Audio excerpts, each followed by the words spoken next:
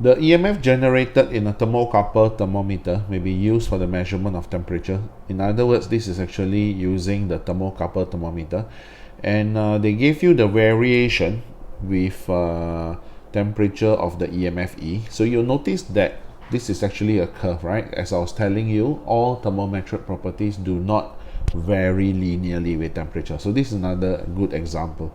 So state two disadvantages of using this thermocouple when the EMF is 1 millivolts. So if I look at the graph at 1 millivolts, can you see the two possible values of temperature? So that is actually a disadvantage, because if I get 1 millivolts, I wouldn't know whether it's this temperature or this temperature. So that's the first part. So you can say there are two possible values of temperature. All right, so that's for the first part. What about the second one? What is the second disadvantage?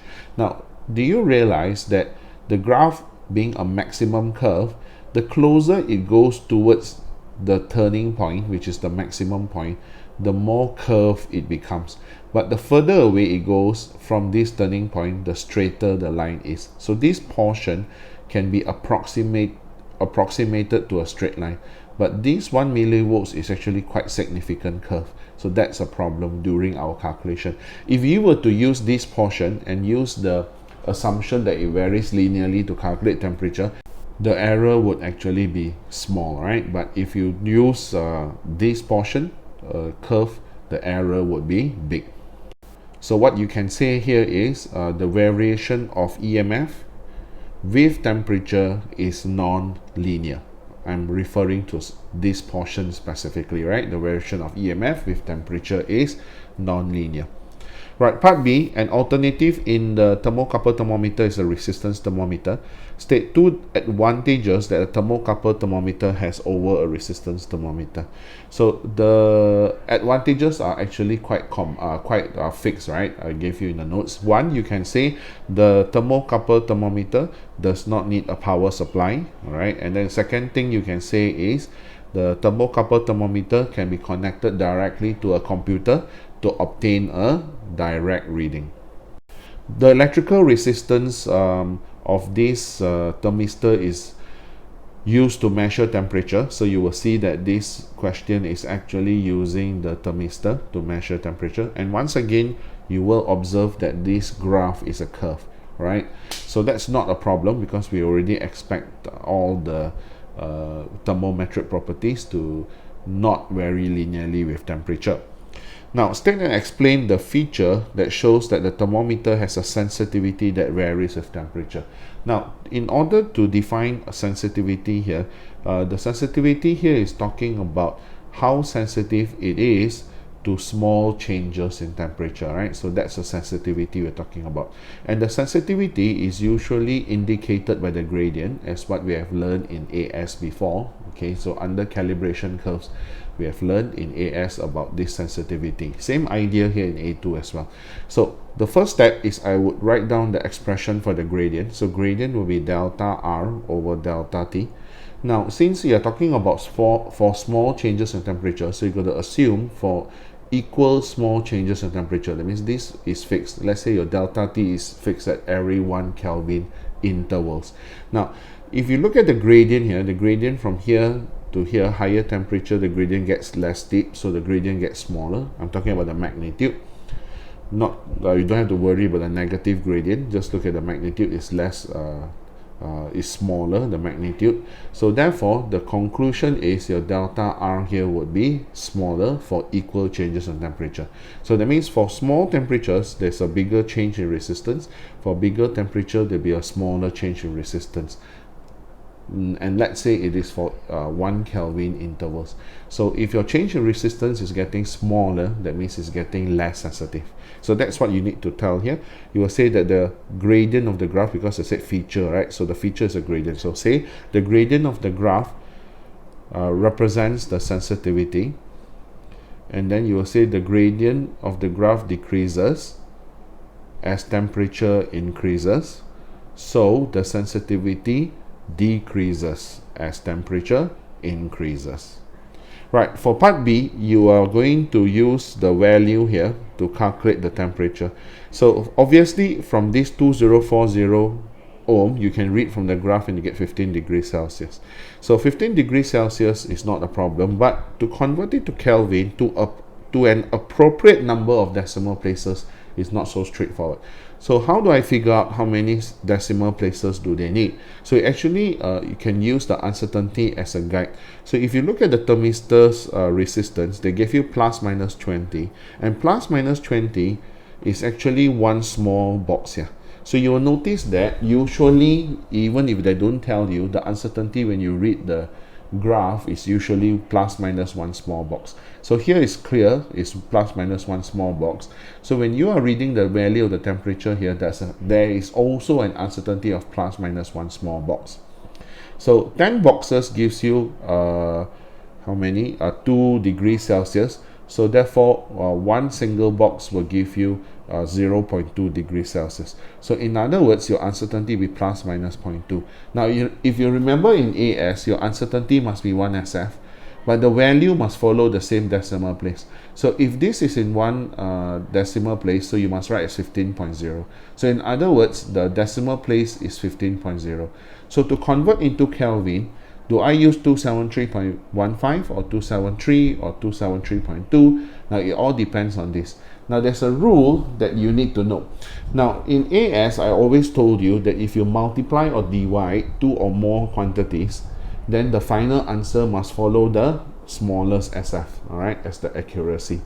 But there's another rule, which is if you plus or minus, all right, plus or minus two or more quantities, then the final answer will follow the smallest decimal place, not SF, smallest decimal place. I repeat now, if you plus or minus two or more quantities, then the final answer must follow the smallest decimal place. So like in this case here, 15.0 is one decimal place. If you are using 273.15 for conversion, is 2 decimal places. So if you were to add 1 dp to 2 dp, your final answer should be 1 dp. So what I did was I just changed this to 1 dp because I know my final answer will be 1 dp, and I added with 15.0, so you get 288.2 as your final answer. Right, for the next part, they gave you the values of the resistance at different temperatures. And to calculate the temperature, so I told you guys you can actually use this standard formula for a centigrade scale. So R theta will be the resistance at the unknown temperature, which in this case is 2300 ohm, and the Ri is referring to the resistance at 0 degrees, which is 3840, and Rs is referring to the resistance at 100 degrees, which is the steam point 190. So just substitute all the values and you'll get the answers. They get this answer actually quite straightforward, right? And the temperature of the water as measured on the thermodynamic scale is 286 Kelvin. By reference to what is meant by the thermodynamic scale, comment on your answer. Now this is in degrees centigrade or degrees Celsius. This is in Kelvin. So the first thing you should probably do is to either convert this to Kelvin, so they can compare with this, or you can convert this to degrees Celsius so you can compare with this. So what I did was I chose to convert this to degrees Celsius, but you can of course convert this to Kelvin, no problem, right? So let's say I convert this to degrees Celsius, I got notice is 13 and this is 42.2. So what this shows me is if I use this resistance of a thermistor to calculate temperature, I'm getting this. But if I'm using the accurate scale, which is a thermodynamic scale, I'm getting this. So they are asking you why this is so different with this. But the clue is using the what is meant by thermodynamic scale of temperature. So if you remember, you can say the thermodynamic scale of temperature is independent of thermometric properties. All right, so that's the definition. And why they are different is because the resistance of the thermistor does not vary linearly with temperature. So that's your answer. So you say that the thermodynamic scale of temperature is independent of thermometric properties. Then you tell them, next part, the resistance of the thermistor does not vary linearly with temperature. Next one, a resistance thermometer and also a thermocouple thermometer are both used at the same time. So you're using both at the same time to measure the temperature. Explain why, although both thermometers have been calibrated correctly. So calibrated correctly means using ice point and steam point. Maybe you can even use the same ice point and same steam point for both of them. and they are at equilibrium, that means it's thermal equilibrium with the object, they may record different temperatures. So I told you guys before, the standard answer is like this, right? So you must first tell them all thermometric properties do not vary linearly with temperature. That's number one. And then number two, you must say all thermometric properties vary differently with temperature. All right, so first one is trying to say that all of them do not vary linearly, means it's not a straight line. Second one you're saying is that because it's not a straight line, it is a curve, but the curves are different as well. So if they're same curves, then they will still be the same answer, but then they're different curves as well. That's the second part. And the third one, you can just add, you can just say they will only agree at the fixed points. All right, or you can say they will only agree at the ice point and steam point, also can, because the ice point and steam points are actually your fixed points. State in what way does the absolute scale of temperature differ from other temperature scales. So that is just a definition. You say the absolute scale of temperature is independent of thermometric properties. And what is meant by absolute zero? So absolute zero is 0 Kelvin. So you just have to say at absolute zero, molecules have 0 Ke. And part C, the temperature gave you increases from 50 to 80, and then you just have to convert it to Kelvin. Now if it is 50.00, so you notice it's 2 decimal places, so now you should add 273.15 2 decimal places, because this is your actual answer, actual conversion value. So this is already 2 dp, so you can use 2 dp, no problem. All right, you don't have to round this off, because if this is 2 dp, they want you to be as accurate as possible. So then you get 323.15. To find the change in temperature, now it is actually quite straightforward, which some people overthink it. The change in temperature is just basically 80 minus 50, which is 30 right now, but the 30 is degrees Celsius, they tell me.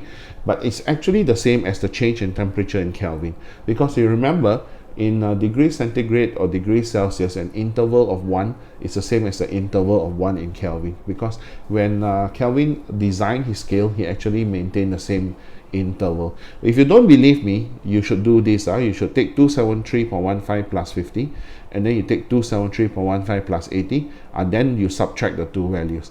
Then you will get 30 as well. But what you should not do, all right, this is a common mistake, is they will subtract this first, 80 minus 50 to get 30, and then they plus 273.15. That is totally wrong, so don't do that. All right, for part A, I will skip that because we've done it in the previous video. So suggest suitable types of thermometer to measure the temperature of a flame of a Bunsen burner. Now, if you were to examine the temperature of the flame of a Bunsen burner, you will notice that it easily exceeds, right? The hottest part exceeds above 1000 degrees Celsius. So you should not use like glass, mercury glass thermometer, because there's a potential to melt. So in fact, you can use either thermocouple or resistance, but thermocouple will be the best, because thermocouple thermometers, you can use different metals, right? So you can just choose a metal with higher melting point, so you can use a thermocouple thermometer. And the change in temperature of a small crystal, now when it's exposed to pulse or ultrasound, since it is very small, you would want to choose a thermometer with a very, very low heat capacity. So because a low heat capacity means it will absorb less heat to reach thermal equilibrium. If your thermometer has high heat capacity, it will absorb a lot of heat to reach thermal equilibrium, and it will cause cooling of this crystal. So since it's already very small, you cannot steal too much heat while you are measuring temperature. So you should choose a thermometer with low heat capacity. So once again, the one with the lowest heat capacity is your thermocouple thermometer. So the answers for both are thermocouple thermometers. That's all for today's video. If you're interested in more genuine sharing by other geniuses, please subscribe to our channel and don't forget to turn on the notification bell, ding dong. Also, if you're struggling with one or two past year questions and the mark scheme just doesn't seem to help, Genie has got you covered. Feel free to let us know what question it is by filling in the Google form linked in the description below. GenieUs Hub will get genius teachers to fulfill your request for the solution. Genie will see you next time. Bye-bye.